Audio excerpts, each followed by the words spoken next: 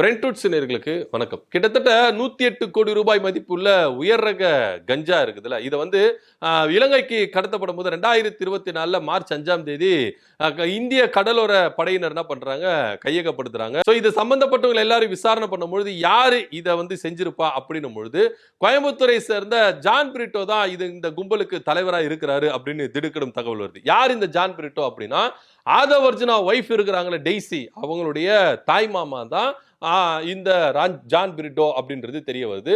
அடுத்தபடியா அதிமுகவில் லால்குடி தொகுதி எம்எல்ஏவா இருக்கிறாங்கல்ல லீமா ரோஸ் அவர்கள், அவங்களுடைய கூட பிறந்த அண்ணன் தான் இந்த ஜான் பிரிட்டோ அப்படின்னு ரொம்ப வெட்ட வெளிச்சமா தெரியுது.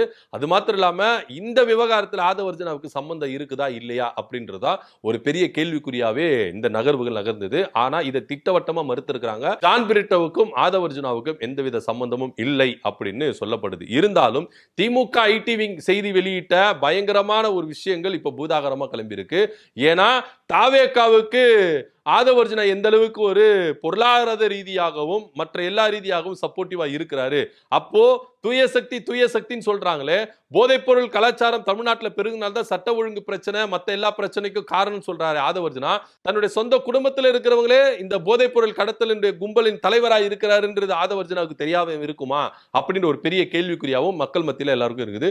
சோ இதுல தீர விசாரணை செஞ்சாதான் ஆதவர்ஜுனாவுக்கு இதுல சம்பந்தம் இருக்குதா இல்லையா அப்படின்றது தெரியும். ஆனா இப்போதைக்கு ஆதவர்ஜுனுடைய மனைவிக்கும் அவருடைய அம்மா லீமா ரோஸ் அவர்களுக்கும் ஜான் பிரிட்டோக்கும் சம்பந்தம் இருக்குது அப்படின்னு சொல்லிட்டு தான் எர்ணாகுளம் நீதிமன்றத்தில் லீமா ரோஸ் அவர்களுடைய பாஸ்போர்ட்டையும் டெய்சி ஆதவர்ஜனுடைய பாஸ்போர்ட்டையும் என்ன பண்ணியிருக்காங்க, முடக்கி இருக்கிறாங்க.